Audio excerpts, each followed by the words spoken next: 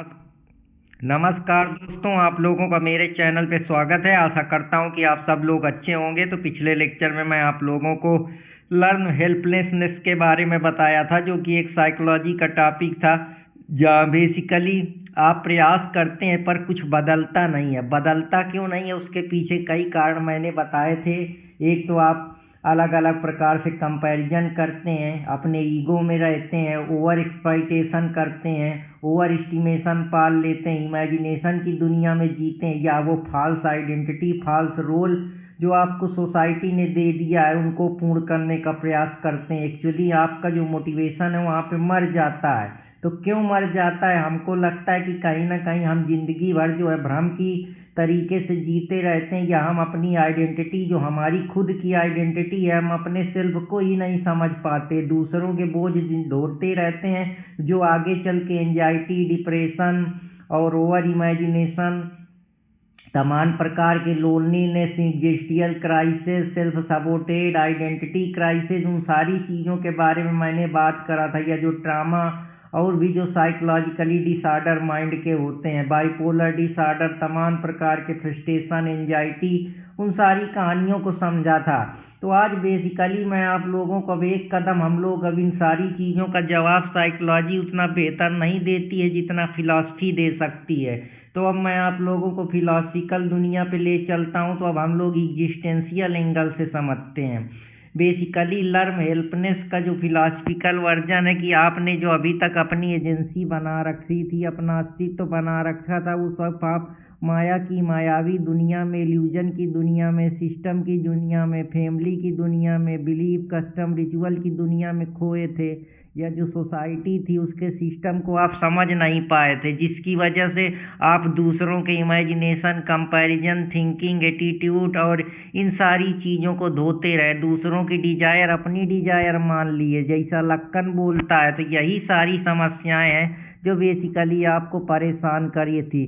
तो basically meaning आपको society ने दिया था कि ये रोल है, ये आईएएस है, ये पीसीएस है, ये तुम हो, ये डॉक्टर है, ये बेटा है, ये बेटी है, ये कपड़ा है, ये फलाने जाति के हैं, ये फलाने धर्म के हैं। तो बेसिकली मीनिंग दी नहीं जाती है, मीनिंग चूज की जाती है। तो जब तुम अपनी सार्थकता, अपनी मीनिंग को चूज करोगे, तभी जिंदगी में बेहतर डिसीजन ले पाओगे, अच्छे से सोच पाओगे, अपने बारे में जान पाओगे, अपने मैं को पहचान पाओगे। वरना जो तुम्हारा रियल सेल्फ है वो कभी तुम समझ ही नहीं पाओगे, सिर्फ इल्यूजन के भ्रम में जीते रहोगे, इल्यूजन के माइंड में, इल्यूजन के ट्रैप में फंस जाओगे।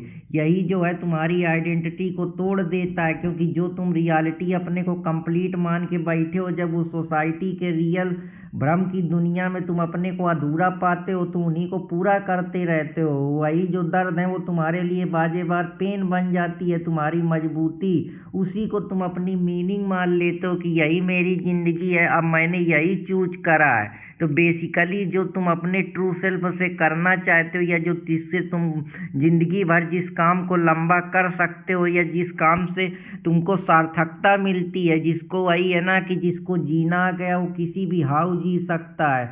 The person who know why and how he can bear any how, जैसा फ्रेडरिक नीत्शे कहता है। तभी कहता है कि become who you truly are, जो तुम बन सकते हो वही बनो। यही फ्रेडरिक नीत्शे का मानना है।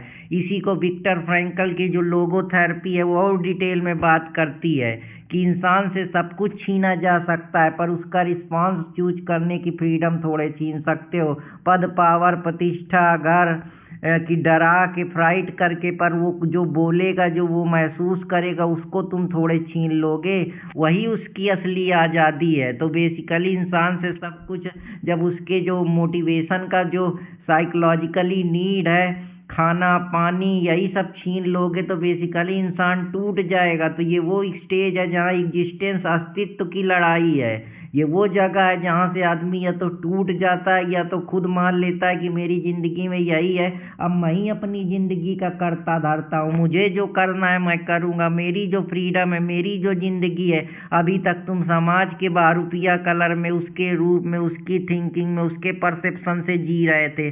अब तुम बेसिकली अपनी एटीट्यूड, अपने नज़रिए से, अपने फ्रीडम के जरिए अब तुमको जो ये फ्रीडम मिली है यही तुम्हारे अंदर चॉइस बनाएगी। अब ये चॉइस अगर तुम्हारी, जिस चॉइस को तुमने बनाया है, तो ये फ्रीडम भी बेसिकली तुमको मिली है, पर तुम अधूरा फील करोगे। एक चॉइस पूरी होगी तो दूसरी पूरी करोगे, दूसरी होगी तो तीसरी पूरी करोगे, तो बेसिकली अब फ्रीडम है तुमको दर्द देने लगेगी। तुम आज़ाद हो, यही आज़ादी तुमको खाए जाती है जब तुम उसके पीछे भागते रहते हो। यही जिंदगी के चक्रव्यूह में, इसी को जीन पॉल सटरे बोलता है कि anxiety is the dizziness of freedom, कि ये जो फ्रीडम है इसी की वजह से तुम इसी चिंता की, इस फ्रीडम ही की चिंता जो है तुमको सताए जा रही है, नीरस करे दे रही है। तो कहने का ये मतलब है, तो यही लर्न हेल्पलेसनेस है कि अब बेसिकली तुम रिजल्ट कंट्रोल की तरफ नहीं देखते हो। अब तुमको मालूम है कि जीना है तो कुछ ना कुछ करना है, तब तुम रिस्पॉन्स की तरफ आते हो। तो गहराई फिलॉसफी देती है कि अब रिस्पॉन्स हमेशा तुम्हारा होगा। अब न किसी समाज का दबाव, न किसी लोगों का दबाव, न किसी पद, न किसी पावर, न प्रतिष्ठा। अब बेसिकली तुम अपने स्ट्रगल के लिए, अपने सर्वाइव के लिए लड़ रहे हो। अपनी मीनिंग अब तुम खुद बनाओगे, लड़ोगे, जानोगे, गिरोगे, उठोगे, सीखोगे, सरेंडर करोगे, फिर से उससे बाउंस बैक करोगे। यही रिस्पॉन्स जो है तुमको बेसिकली मजबूत बनाएगा। इसी वैल्यू से जब तुम कुछ क्रिएट करोगे, प्रयास करोगे, तुम्हारे पास काम आएगा, पैसा आएगा। यही पैसा से तुम अपने को आज़ाद फील करोगे। यही काम करते करते करते करते एक दिन जो है तुम बेसिकली कैपिटलिस्ट बन जाओगे, क्योंकि तुम प्रयास करोगे। जब तुम कुछ प्रोडक्टिव करोगे तो कुछ क्रिएट करोगे, और जब क्रिएट करोगे तभी तो मालिक बनोगे। इसीलिए जो कैपिटलिस्ट बनते हैं पहले बहुत संघर्ष करते हैं, क्योंकि वो समाज से हट के अपना अस्तित्व बनाते हैं, अपनी लड़ाई करते हैं। वही जो है उनका फ्रीडम है कि वो बेसिकली अब अपने रिस्पॉन्स से जवाब देते हैं, कहते नहीं हैं। कि वही चीज़ है, इंसान नेचुरली मोटिवेट होता है जब तक उसकी बेसिक साइकोलॉजिकल नीड मिलती हैं। अगर ये सिस्टम तुमको हर तरीके से फ्लॉप कर दे, अकेला कर दे, न कुछ दे, न कुछ खाने पीने का व्यवस्था करे, तो तुम जीने के लिए कुछ ना कुछ जुगाड़ करोगे कि नहीं करोगे? तो यही है, तब तुम एक्शन करोगे, तब तुम अपने एक्शन का मतलब मानोगे कि यार मेरी यही ज़िंदगी है। तो तभी कुछ लोग होते हैं पेन को ही अपना असली अस्तित्व बना लेते हैं, क्योंकि मानते हैं कि अब ये मेरी ज़िंदगी में पेन है, तो या तो मर जाओ या तो रहो। होना और ना होना यही दो बचते हैं। तो होने के लिए कुछ ना कुछ करना पड़ेगा, नहीं बॉडी कैसे चलेगी, शरीर की मशीन कैसे चलेगी? प्यास लगेगी, पानी पियोगे, खाना कब तो तोड़ नहीं देगा, कब कैसे जियोगे? मर नहीं जाओगे, तो उसके अस्तित्व की लड़ाई के लिए एक्शन लेना पड़ेगा, तब बेसिकली तुम एक्शन लोगे। कौन ह्यूमन सिस्टमेटिकली जब तोड़ दिया जाता है तब आदमी डिटरमाइन होता है, अंदर से सेल्फ डिटर्मिनेशन की थ्योरी आती है। पोस्ट ट्रामा के बाद आदमी उठना सीखता है कि अगर कोई मर गया, 4 दिन भूखे रहोगे, 10 दिन भूखे रहोगे, का खाओ पियोगे नहीं कि काम नहीं करोगे कि रिस्पॉन्स नहीं करोगे? तो यही जो है सेल्फ डिटर्मिनेशन थ्योरी है कि जब फिर तब तुमको लगता है कि यार अब मेरे लिए यही काम है, मैं ये कर सकता हूँ, यही काम मेरे लिए बना है, तब तुम फिर वो काम करते हो। जो मैं कर रहा हूँ वो मेरा है, चूज किया हुआ लगता है, तब तुम ये मानते हो। नहीं तो तुम जिंदगी भर दुनिया के ख्याली दुनिया में खोते हो, उनके बोझ ढोते हो, उनका कंपैरिजन ढोते हो, तब तुमको लगता है कि यार अब तो मुझे करना पड़ेगा, ये करना ही पड़ेगा, अब कोई चारा नहीं है। कि लाला आप बहुत दिन मौज मार लिए, अब मेहनत करो, नहीं करोगे तो अब फ्लॉप हो, अब दूसरा कोई ऑप्शन नहीं है। और जब आदमी के पास ऑप्शन नहीं होता तब वो ज़िंदगी अपनी दांव में लगा के बिलीफ के जरिए जीता है, जैसा आर्थर शोपेनहावर बोलती है, सोरेन किरकेगार्ड बोलती है। तो यही कहने का मतलब है जो मैं आप लोगों को बता रहा हूँ कि अब मुझे एडजस्ट करना आता है, तब तुम एडजस्ट करते हो, उसी में रिस्पॉन्स करते हो। वही तुम्हारी जो है पैसिव पर्सनालिटी बनती है कि तुम एक्टिवली नहीं दिख रहे पर पैसिवली लड़ रहे हो। यही तुमको धीरे धीरे लड़ के वैल्यू क्रिएट करके तुम्हारा अस्तित्व बनाएगी, तुम्हारी खुद की ऑटोनॉमी पैदा करेगी। यही चीज़ है। अब कॉम्पिटेंस तुम्हारी स्किल नहीं है, अब वो तुम्हारी फीलिंग है जो तुमको जिंदा रख रही है। अगर तुम बेसिकली कॉम्पिटेंस अगर कोलैप्स कैसे होगा? जो तुम योग्यता बना के बैठे हो वो जब तुम नहीं पूरी कर पाते हो तो अनरियलिस्टिक चीज़ें पहली बात बना लेते हो कि मुझे ये चाहिए, पद चाहिए, पावर प्रतिष्ठा चाहिए। पर तुम्हारा सेल्फ जब सोसाइटी के दबावों को नहीं झेल पाता, उन एक्सपेक्टेशन को नहीं झेल पाता, तो एंजाइटी, डिप्रेशन, फ्रस्ट्रेशन इनमें चला जाता है। कोई लगातार तुमको बुरा भला कह देता है तो जो तुम अपनी परफेक्ट इमेज बनाए उसको धक्का लगता है। फिर तुम कंपैरिजन कल्चर शुरू हो जाता है, फलाने इतना कमाते हैं, फलाने ये कपड़ा पहनते हैं, फलाने के ये गाड़ी है, फलाने का इतने पैसा है, फलाने को लोग इतना जानते हैं, इसमें पागल हो। जब कॉम्पिटेंट तुम्हारी मर जाती, स्किल मर जाती, तब तुम बेसिकली तुमको लगता है कि यार अब मैं करके भी क्या करूँगा, कुछ मुझे हो नहीं रहा। तो बेसिकली तुमको कुछ ट्राई करना भी अखरने लगता है। फिर तुमको कोई हेल्प भी देता है तो तुम नहीं लेते हो। तुमको लगता है कि यार छोड़ देना ही, यही असली विजडम है, यही असली ज्ञान है, यही असली वैभव है, यही असली चरित्र है। क्योंकि तुमसे हुआ नहीं, इस वजह से तुम उसको इमोशनली अपने माइंड को सेव करने के लिए कहानी रचते हो। यही रिलेटेड का कोलैप्स है कि तुम रिलेट करते हो कि यार मैं नहीं भी करूँगा तो किसी को क्या फ़र्क पड़ता है, मुझे समझा ही नहीं जाता है, मैं बर्डन हूँ। इसके बाद हेल्प मिल भी रही होती है तो तुम नहीं लेते हो कि यार मैं ऐसा ही हूँ। फिर बेसिकली सेल्फ डिटर्मिनेशन थ्योरी आती है कि कॉम्पिटेंस है तो मुझे इस इन्वायरमेंट से समझना है, डील करना है, लड़ना है। ऑटोनॉमी बनानी तो मुझे कोई ना कोई अपने कोर्स पे कंट्रोल करना पड़ेगा। जहाँ भी हूँ उसी जगह से मैं कुछ ना कुछ करूँ, कुछ मैं अपनी अस्तित्व, अपनी ऑटोनॉमी बना सकता हूँ। फिर तुम बेसिकली डिटर्मिनेशन होते हो, तुम्हारे घर परिवार वाले सहयोग करते हैं। अगर कोई सहयोग करने के लिए नहीं है, अफेक्शनेट रिलेशनशिप दूसरों से रखते हो ताकि तुमको मदद मिले, तुमको इस ट्रामा, एंजाइटी इससे हील करें, तो यही बेसिकली है। इंट्रिक्सिंग मोटिवेशन के अंदर आता है कि फिर तुम नई नई चीज़ें, जब वो एक जगह से टूट जाते हो तो फिर नई नई चीज़ें, नए नए विचार, नई नई आइडिया पे वर्क करते हो। अकेले वर्क करने का प्रयास करते हो, अपने को बेहतर बनाने का प्रयास करते हो। एक्टिविटी जो भी करते हो उसमें चाहते हो कि मुझे कुछ रिवार्ड मिले, कुछ पैसे मिले। बेसिकली सेल्फ डायरेक्टेड हो जाते हो। अब तुम्हारी स्टीयरिंग किसी दूसरे के हाथ में नहीं है, वो काम करते हो जो पर्पजफुल है, जो तुम करना चाहते थे। यही जो है सेल्फ डिटर्मिनेशन थ्योरी का मोटिवेशन आता है। मोटिवेशन के लेवल बस अलग अलग होते हैं। इंट्रिक्सिंग में ये होता है कि मुझे खुद अच्छा लगता है, अंदर से आ रहा है कि मैं इसमें मज़ा आता है मुझे। तब बेसिकली जैसे तुमको गाने में अच्छा लगता है, कुछ पढ़ाने में अच्छा लगता है, कोई और काम करने में अच्छा लगता है। आइडेंटिफाई करते हो कि यार ये कमियां, कौन सा काम मैं बेहतर कर सकता हूँ। फिर उस पर रीजन समझ में आता है कि यार इसमें मैं लंबा टिक सकता हूँ। ये चीज़ है। इंट्रोजेक्टेड में ये होता है कि तुमको गिल्टी महसूस होती है, सेम से कर रहा हूँ कि यार कहीं फेल हो गया, अगर कुछ नहीं करूँगा तो लोग कहेंगे या बेकार है, पड़ा रहता है, इसके बस का कुछ नहीं है। डर भी भरा है कि अगर नहीं करूँगा तो सर्वाइवल कैसे होगा, कैसे खाऊँगा, कैसे पीऊँगा, कैसे घूमूँगा। अब ये मोटिवेशन है, कोई मतलब है नहीं, भाड़ में है। दे देगा तो कहीं मांग के खा लेंगे, नहीं पड़े हैं तो कोई मोटिवेशन है रही रहता है। जैसे बाबा हैं या जो बिल्कुल सोलर होते हैं, जिनको कुछ करने का मन ही नहीं करता, तो उनको कोई मोटिवेशन है नहीं आती है। तो बर्नआउट अक्सर इसलिए नहीं होता कि तुम वीक होते हो, बल्कि इसलिए होता है क्योंकि तुम्हारे पास ऑटोनॉमी नहीं होती है, स्किल नहीं होती है। तुम क्या कर सकते हो उसको रिलेट नहीं कर पाते हो कि मुझे ये करना है। समाज, घर द्वार, लोग तुम्हारे अंदर जो है अपनी विचारधारा, अपने भाव, अपनी इमोशन डालते रहते हैं, पर एक्चुअली में तुम अपने को रिलेट नहीं कर पाते हो, अपनी ऑटोनॉमी को समझ नहीं पाते, अपनी स्किल को नहीं जान पाते। तभी तुम टूटने लगते हो और फिर सिस्टम तुमसे कहता है मोटिवेशन लाओ। तो कहाँ से मोटिवेशन आएगा? आसमान से पैदा हो जाएगा क्या मोटिवेशन? ये ऐसा ही है जैसे खराब इंजन को कह रहे हो चलो भैया रेस जीतने चलते हैं। अरे पहले इंजन सही करो, उसको समझाओ, उसकी भावनाओं को उसमें दोबारा से ऊर्जा लाओ, उसको दोबारा से समझाओ, तभी एग्जिस्टेंशियल लेयर आती है कि लर्न हेल्पनेस की डीपेस्ट बिलीफ यही है कि मैं काश नहीं हूँ, सिर्फ इफेक्ट हूँ। कि मेरा कोई कास्ट नहीं हूँ, मैं बेसिकली कुछ करूँगा तभी मेरा होगा। अगर मैं हूँ तो वो होने का कुछ ना कुछ मैं क्यों हूँ, तो तभी तो पर्पज मिलेगा। कहने का ये मतलब है। यहीं से तुम्हारी एजेंसी कोलैप्स होती, यहीं से चाचा जीन पॉल सटरे आते हैं जो कहते हैं इंसान आज़ाद होने के लिए मजबूर है, पर उसको बेसिकली आज़ाद किया नहीं जाता है। लगे रहो, काम करते रहो, be productive, be good, be intelligent, be smart, be a good boy, be इस फलाने से अच्छा। तो बेसिकली तुम आज़ाद होना चाहते हो, पर तुम्हारी फ्रीडम भी जो है तुमको आज़ादी नहीं देती, क्योंकि चॉइस दे देती है।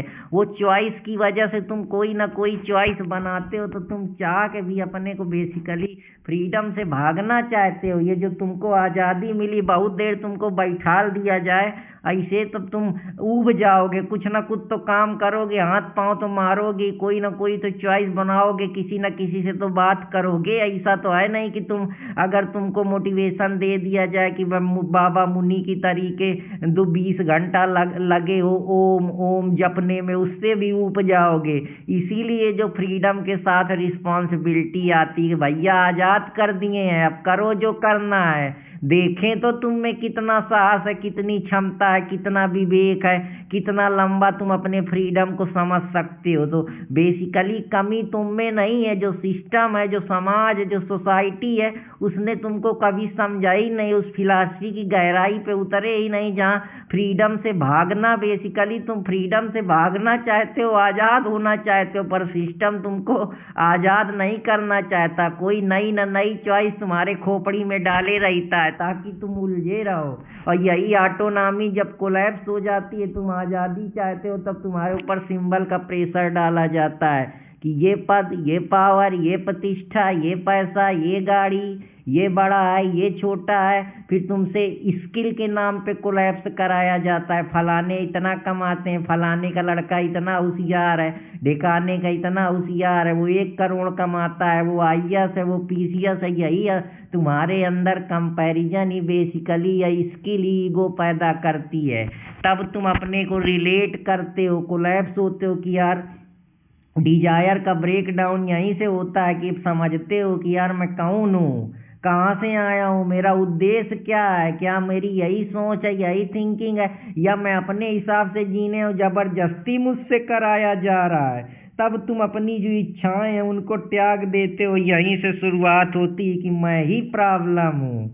वही आइडेंटिटी बनाती है कि यार समस्या मुझ में ही है, मैं ही अभी तक भ्रम की दुनिया में जी रहा था। सिर्फ तुम्हें चूज किया होता है, आउटकम इरेलेवेंट लगते हैं। आज मैं 10 मिनट लिखूंगा चाहे यूजलेस हूँ, तब ये धीरे धीरे जब तुम समझते हो कि यार बेसिकली समस्याएं कहीं नहीं है, मुझ में ही समस्याएं हैं, मैं करना नहीं चाहता, मेरे से जबरदस्ती कराया जा रहा है मेरा। तब तुम अपने असली गोल को, अपने असली पर्पज को, असली मीनिंग को समझते हो। तब मैंने क्या कंट्रोल किया नहीं होता है कि अब रिजल्ट क्या आएगा उसकी फिक्र नहीं है। वो तुमको, अब तुमने वो जिंदगी चुन ली है, तो बेसिकली सिर्फ तुम उसको कर रहे हो, देख रहे हो, साक्षी भाव की तरीके ऑब्जर्व कर रहे हो। तब बेसिकली तुमको पता चलता है कि तुम्हारी ये आइडेंटिटी है। तब न तुम्हें किसी से वैलिडेशन चाहिए, न किसी से कंपैरिजन चाहिए, न किसी से पद पावर प्रतिष्ठा चाहिए। एक इंसान जो बस ये बोले मैं देख रहा हूँ और ट्राई कर रहा हूँ, कि देखते हैं कि ये तीर कहाँ तक जाएगा, फेंक राड़ा के वंशज ये भाला कहाँ तक जाएगा।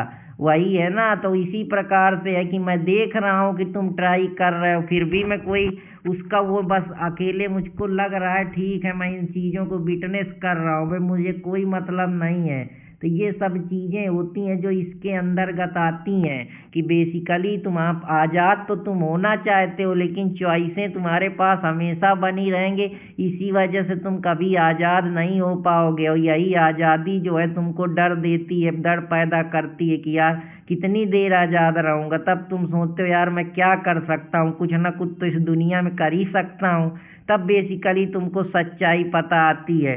फिर तुमको ये कारण कैसे पैदा होते हैं, क्योंकि बेसिकली लंबे घंटे काम करते हो, इमोशनली प्रेशर बनाया जाता है, सोते नहीं हो, डोपामाइन तुम्हारा कम हो जाता है, स्ट्रेस तुम्हारी बढ़ जाती है, ये फिजिकली चीज़ें तुमको पेनफुल लगने लगती हैं। यही सब चीज़ें हैं। जब फाइट फ्लाइट पॉसिबल ना हो तो नर्वस सिस्टम कुछ समय के लिए फ्रीज हो जाता है, एनर्जी लो हो जाती है, छोड़ दो एटीट्यूड आ जाता है। ये चॉइस नहीं है, सर्वाइवल की स्ट्रेटजी है हेल्पनेस की। जब तुमको कुछ नहीं दिखता तब तुम कुछ ना कुछ तो करोगे, नहीं मर जाओगे। तो ये जो ओवर कंट्रोलिंग है, ये मत करो, ये खाओ, ये मत पियो, ये सोसाइटी गलत है जो तुम्हारे ऊपर कंट्रोलिंग लगा दी गई है पेरेंटिंग की, या सोशल कंट्रोलिंग लगा दी गई है, या कंडीशनिंग लगा दिया है तुमसे नहीं होगा, मैं कर देता हूँ, तुम नहीं कर पाते हो। तो यही सब समस्याएं जो हैं बेसिकली तुम्हारे अंदर डेंजर्स पैदा करती हैं, या तुम्हारी कोई नीड नहीं फुलफिल होती क्योंकि तुमने मैं हमेशा अहंकार में बना लिया था। फीलिंग वैलिडेशन मांगते हो कि कोई मुझे पूर्ण करे, प्रेम करे, मेरे से बात करे, लेकिन जब नहीं करता तो टूट जाते हो। कोई बुरा भला कह देता है तो टूट जाते हो। कंडीशन बना के प्रेम प्रेम करते हो कि प्यार सिर्फ परफॉर्मेंस पे मिलना चाहिए। अगर तुम पढ़ने में अच्छे हो, अच्छी नौकरी है, अच्छी पद पावर प्रतिष्ठा है, अगर तुम ये नहीं कर पाए तो तुमको बेकार समझा जाता है।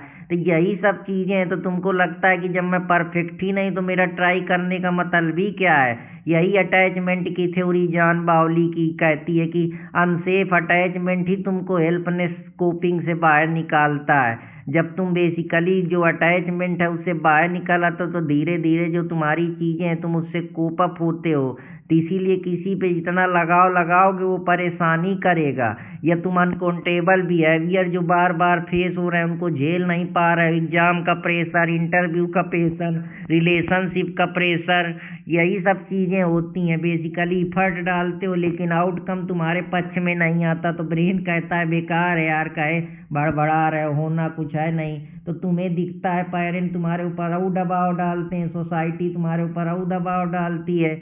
तो बेसिकली जो हॉनेस्ट लोग होते हैं वही सफ़र करते हैं। तो तुमने सीख लिया कि बिना एक्सपीरियंस के अगर तुम चल रहे हो या तुम आप सफ़र कर रहे हो या कुछ नहीं हो रहा तो सिस्टम हमेशा जीत जाएगा, मैं नहीं जीतेगा। और जब ये तुम्हारा मैं जान जाता है कि मैं सिस्टम से नहीं लड़ पाऊंगा, तब इसके जो अहंकार है, जो इसका ईगो है वो डाउन हो जाता है। तब ये समाज की तरीके या तो अपने को बांधता है या तो फिर अपना खुद कुछ करता है, सरवाइव करके कुछ वैल्यू बनाता है, लड़ता है, सिस्टम का पार्ट नहीं बनता, फ्रीडम चाहता है।